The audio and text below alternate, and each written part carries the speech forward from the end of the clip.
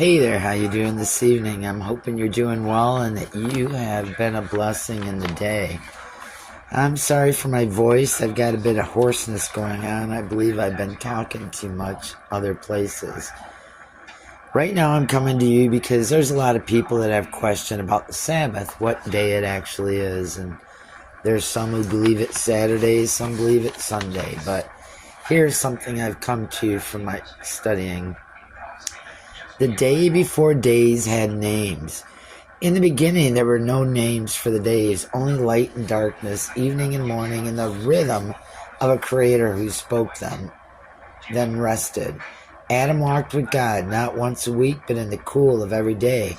There was no sanctuary made with hands, for the world itself was holy in his presence. No priest stood between them, no calendar hung on the wall, only the breath of God and the dust of man learning to rise. Later came Babylon, later came names.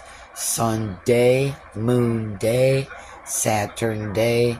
The watchers of stars, the scribes of time, twisted the pattern and crowned the planets. And still God said, remember. Not because he was forgotten, but because men had begun to worship the calendar instead of the Creator. They say, worship on Saturday. Others say, no, on Sunday.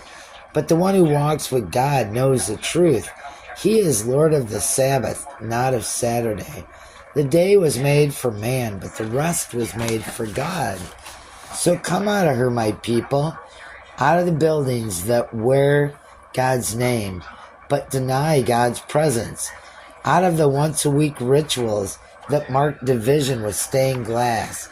God is not found in the schedule, but in the secret place where man's spirit, or where God's spirit still walks and whispers in the cool of the day. Here lies the contrast between Daniel's daily walks and the calendar-bound religion of modern Babylon, between the true temple built without hands and the church buildings full of division, between those who live in the rest of God and those who schedule it like a weekly chore.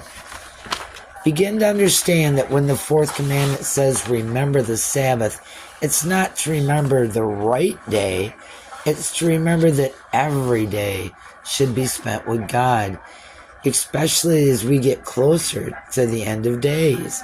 He's going to be here soon. We're supposed to be found working.